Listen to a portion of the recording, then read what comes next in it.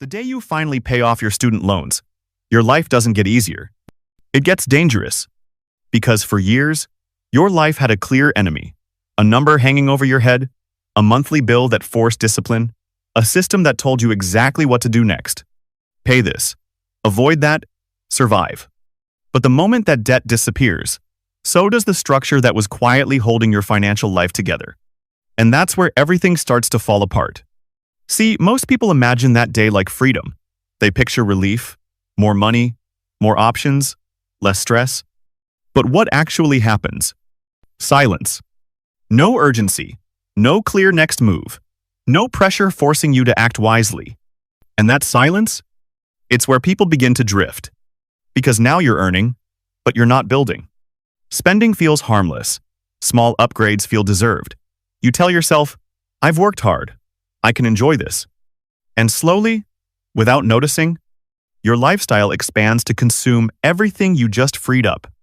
So instead of getting ahead, you stay exactly where you are. Just with better clothes, better gadgets, and the same financial anxiety hiding underneath. That's the trap no one warns you about. Because once the debt is gone, discipline becomes a choice. And most people lose that battle. Now, here's where it gets interesting. At the exact same moment, two people can pay off their loans. One quietly builds wealth faster than ever. The other stays stuck for the next 10 years. Same income, same starting point, same opportunity. Completely different outcome. Why? That's what nobody teaches you. My name is Caesar, and I break down how money really works so you can build financial freedom without the fluff. If you want to stop guessing and start making smarter moves, hit subscribe and drop a comment below. Because what I'm about to show you is the shift that changes everything. Let me show you why everything changes. The moment your loans disappear, your identity changes too. Before, you were someone paying off debt. Now, you're someone with choices. And choices are dangerous when you don't have a system. Because without a plan, your brain defaults to comfort, not growth. You start optimizing for how life feels today instead of how life looks in 5 years. And that's how people stay broke with higher incomes. Not because they're lazy, but because they're directionless. See, debt forced you into a narrow path. But freedom? Freedom opens too many doors. Invest, travel, upgrade your lifestyle, start a business, save aggressively. All of them sound right. And that's the problem. When everything feels important, nothing actually gets done. So most people do the easiest thing. They live, and they delay the harder decisions. I'll invest later. I'll figure it out next year. I deserve a little break first. But that little break quietly becomes years. And years? That's where wealth is either built or destroyed. Because the truth is simple but uncomfortable.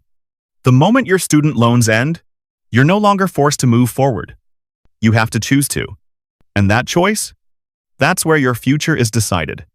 Meet Daniel. Stable job, reliable income, the kind of person everyone says is doing well. He's been working for over a decade now, and for the last 10 years, his life has followed the exact same script.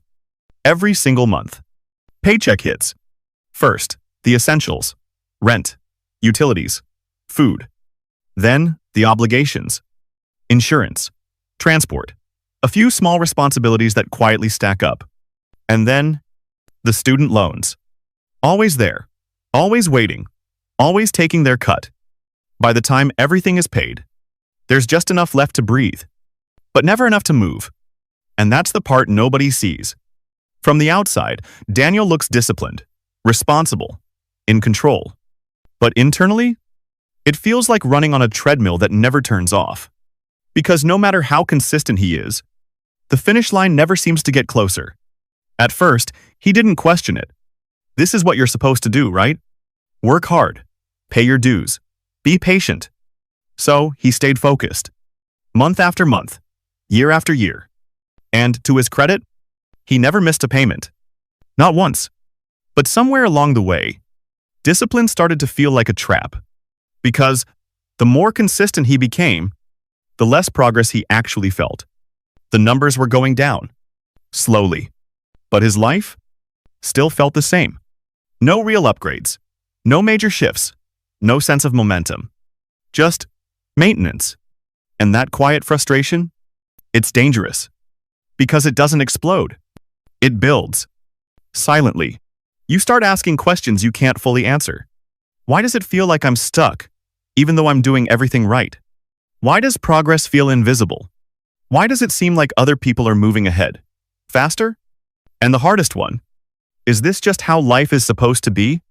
That's when the identity forms. Not loudly, but subtly. I'm someone who still owes. I'm someone who's catching up. I'm someone who can't afford to take risks. And once that identity locks in, every decision starts to reinforce it. You play it safe. You delay opportunities. You shrink your vision just enough to stay comfortable. Because your life has been structured around obligation for so long, freedom starts to feel unfamiliar, even threatening. So you stay in the pattern. Pay, repeat, wait. Pay, repeat, wait. And here's the twist most people miss. Daniel isn't failing. He's actually doing everything right. But he's playing a game that was never designed to make him feel like he's winning. And that's what makes this so powerful. Because when the system finally ends, when that last payment is made, Daniel doesn't just lose the debt. He loses the structure that defined his entire financial life. And that's when the real story begins. Because what happens next is where people either transform their future or unknowingly stay stuck in the exact same place. Daniel thought his biggest problem was the number, the balance, the interest, the monthly payment. But the truth, the real weight, was never on paper. It was in his mind. Because debt doesn't just take your money. It reshapes how you think. Quietly, consistently, over time. And the most dangerous part? You don't even notice it happening. At first, it feels responsible. You become careful, measured, disciplined. You double-check decisions. You avoid unnecessary risks. You prioritize stability, all good things, until they aren't. Because slowly, that caution turns into limitation. And limitation turns into identity. When you owe, you think small even if you earn big. That's the shift. Daniel wasn't broke. He had a solid income, opportunities around him, options most people would kill for. But in his mind, he was still behind, still catching up, still restricted. So every decision passed through one filter. Can I afford to mess this up? And that question quietly controlled everything. Take his career. There were moments, real moments, where he could have moved. A better role, a higher ceiling, more upside. But it came with uncertainty. New environment, new expectations, short-term instability. And instability felt dangerous when you owe. So he stayed. Not because it was the best move, but because it was the safest. And over time, safe became stuck. Now look at investing. He knew about it. He'd watched videos, read articles. He understood the basics.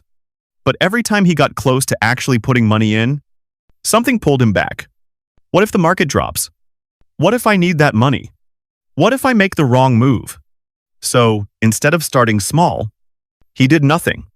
And nothing feels safe in the moment, but expensive over time. Then there's risk itself. Not reckless risk. Calculated risk. The kind that creates leverage. Starting something on the side, learning a new skill, putting money into growth instead of comfort. Each one requires belief. But debt replaces belief with caution.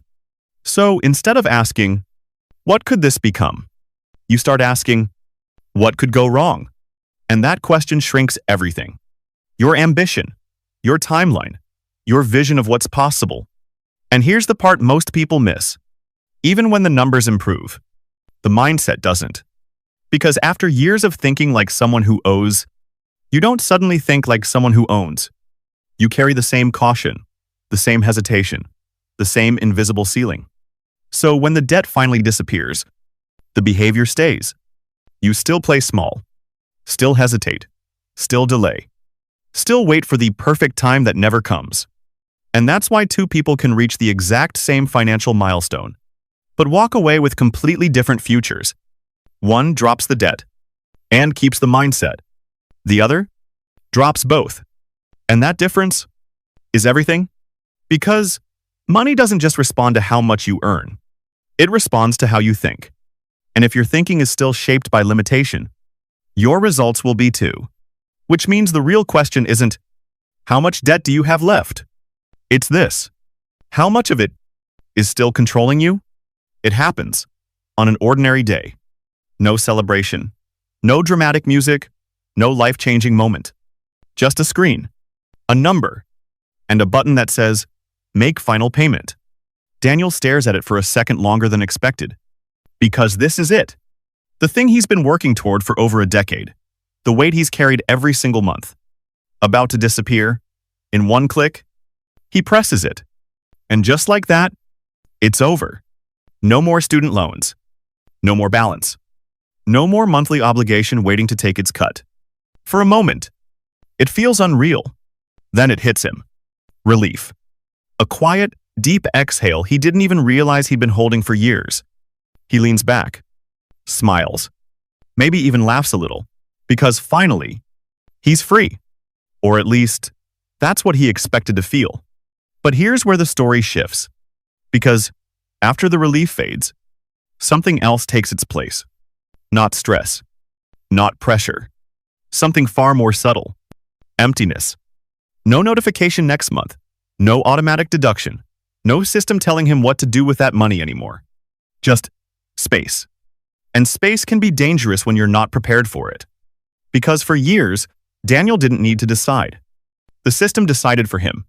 Every month, a portion of his income was already assigned, already spoken for, already moving him slowly, predictably toward an end. But now, that structure is gone. And with it, the discipline he thought he owned. Because here's the uncomfortable truth. Forced discipline doesn't build clarity. It builds compliance. And compliance feels like control. Until the system disappears. Now Daniel wakes up the next month. Same paycheck. But something is different. There's extra money sitting there. Waiting. No instructions, no urgency, no pressure. Just possibility. And possibility sounds powerful. Until you realize it comes with responsibility. What do I do with this? That question lingers longer than expected. Invest it? Save it? Upgrade his life? Finally enjoy the things he's been delaying? All of them feel right, which makes choosing harder. And that hesitation? That's where things start to slip. Because without a clear direction, money defaults to the easiest path. Spending. Not all at once. Not irresponsibly. Just gradually. A better phone, more convenience, nicer experiences, small rewards that feel justified after years of sacrifice. I deserve this. And he's not wrong. But here's the trap. When every decision is justified, nothing is intentional. And without intention, freedom becomes drift. That's the tension nobody talks about. Because being free from debt is not the same as being in control. In fact, for many people, this is the most financially dangerous moment of their lives. Not when they owe, but when they don't. Because now, every outcome depends on them. No system, no structure, no forced progress. Just choices. And choices without direction can quietly undo years of discipline. So while Daniel thought this moment would feel like an arrival, it's actually a beginning. A moment where everything opens up and nothing is decided. Because the truth is simple. Freedom without direction is just another form of being lost. And what Daniel does next will determine whether this was the end of a struggle or the start of something far more powerful. The first month feels harmless. Daniel notices it immediately. More money left over. More breathing room. No deduction waiting in the background. Just space. And after years of restriction, that space feels like a reward. So he does something small. He upgrades his phone. Nothing crazy. Just something nicer. Something he's been putting off. It's fine, he tells himself. I've earned this. And he's right. But this is where it starts. Not with a big mistake, but with a small permission. The second month, it's something else. A few subscriptions, streaming, convenience services, little things that make life easier. Individually, they don't matter. Together, they begin to stack. Then comes the third shift. Transportation. That car he's been driving for years suddenly feels outdated. Not bad, just not aligned with who he is now, or at least who he feels he's becoming. So, he upgrades. Better car, better comfort, higher monthly payment. Still manageable, still within budget, still justified. Because every decision makes sense on its own. That's what makes this trap so dangerous. It doesn't feel like losing control. It feels like improving your life. And slowly, without any dramatic moment, the space disappears. That extra money? Gone. Not wasted. Reassigned. And here's the brutal truth most people never confront. You didn't remove the payment. You just reassigned it. The student loan is gone. But the monthly obligation? Still there. Just wearing different clothes? Car payment. Subscriptions. Lifestyle upgrades. And the worst part? These new payments feel optional. But they behave exactly like the old ones. They lock you in. They reduce flexibility. They quietly demand consistency. So, Daniel wakes up one day, a few months later, and something feels familiar. Same paycheck. Same outflow. Same lack of real progress. Just a different story. And that's when it hits him. Nothing actually changed. The enemy changed shape, but it never left. Because lifestyle inflation doesn't announce itself. It creeps. Quietly. Comfortably. Reasonably. It tells you, you've sacrificed enough. You should enjoy your life. You can afford this now. And again, none of that is wrong. But without awareness, it becomes automatic. And automatic spending is how people stay stuck at higher income levels. Because the more you earn, the easier it becomes to justify more until your income rises. But your freedom doesn't. That's the peak of the trap. Looking successful while feeling the same pressure, making more, but still not moving forward. And the most dangerous part? It feels normal. No alarms, no warnings, no clear mistake to point at. Just a quiet cycle repeating itself.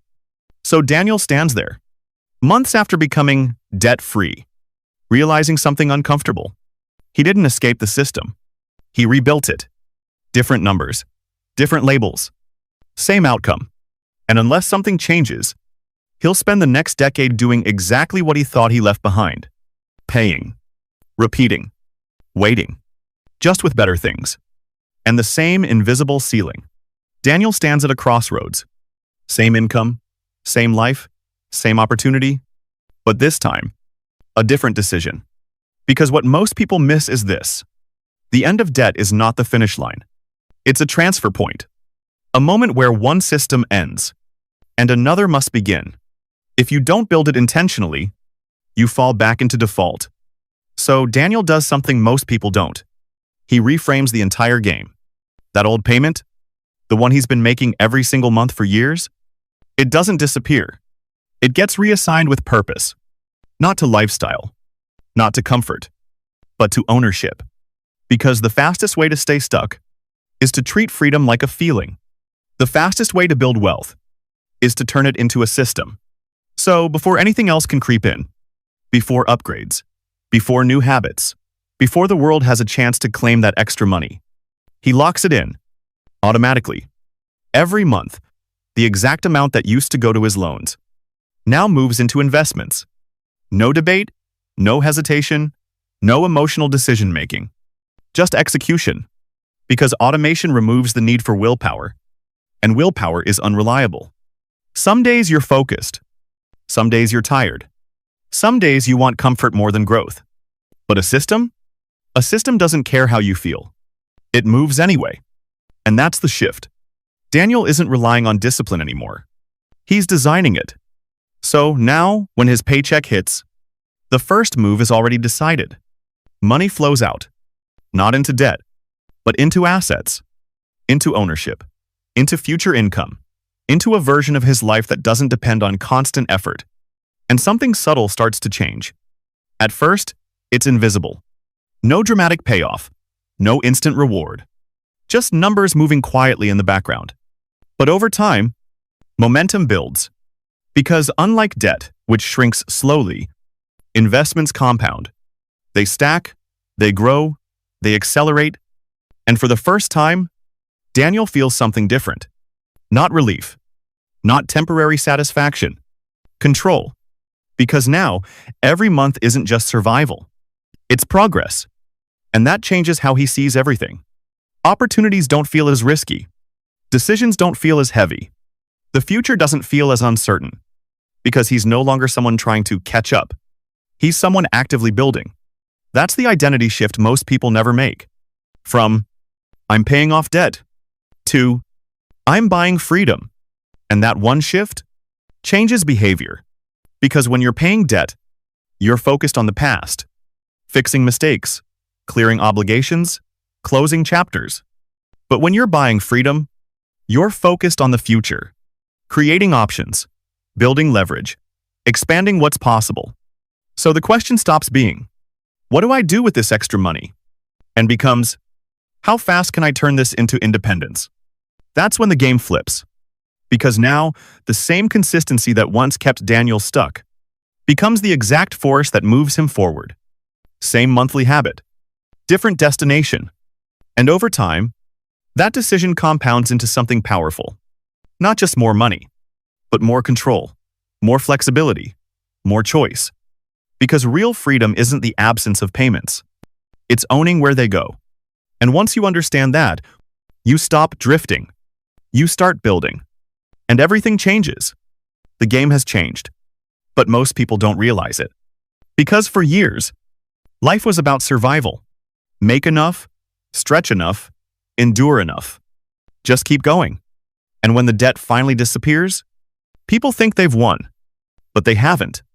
They've just been promoted to a new level. A level where survival is no longer the goal. Control is. Because once you remove the pressure, what you do next becomes a choice. And choices? They reveal everything. Some people use that freedom to upgrade their lifestyle. Others use it to upgrade their future. Same starting point. Completely different trajectory. And here's the uncomfortable truth. The real flex was never income. It was never the car, the apartment, the visible upgrades that signal success. The real flex is options. The ability to walk away from things that no longer serve you. The ability to take risks without fear of collapse. The ability to say no without needing permission from your bank account. That's power. But power requires restraint. Because the world will constantly push you in the other direction. Upgrade now. Enjoy now. Reward yourself now. And again, none of that is wrong. Until it becomes automatic. Until you stop choosing and start reacting. Because once you're no longer forced to struggle, you're forced to decide. And that's harder. No one tells you that. No one prepares you for the moment where everything becomes available. And nothing is urgent. That's where people drift. Not because they're incapable, but because they're unclear. So now the question shifts. Not, can you afford it? But what is this costing your future? That's the lens of control. That's the new game. And if you play it right, everything changes. Because instead of chasing a higher income, you start building a stronger position. Instead of needing more, you start needing less. Instead of reacting to life, you start directing it. And slowly, almost quietly, you become someone different. Not someone trying to look successful, but someone who actually is. Because success isn't what you show. It's what you can choose. So let me ask you directly. Right now, at this stage of your life, will you upgrade your lifestyle or your future? Because you can't maximize both at the same time. One gives you comfort today. The other gives you freedom tomorrow. And every decision you make from this point forward votes for one of them. So choose carefully. Because years from now, you won't feel the small upgrades. But you will live with the long-term consequences. That's the trade. That's the truth. And that's the opportunity most people waste. If you want clarity without the noise, if you want to actually understand how money works beyond surface-level advice, subscribe, and in the comments, I want you to be honest. Type one word, freedom, or lifestyle. Because that answer, it's already shaping your future.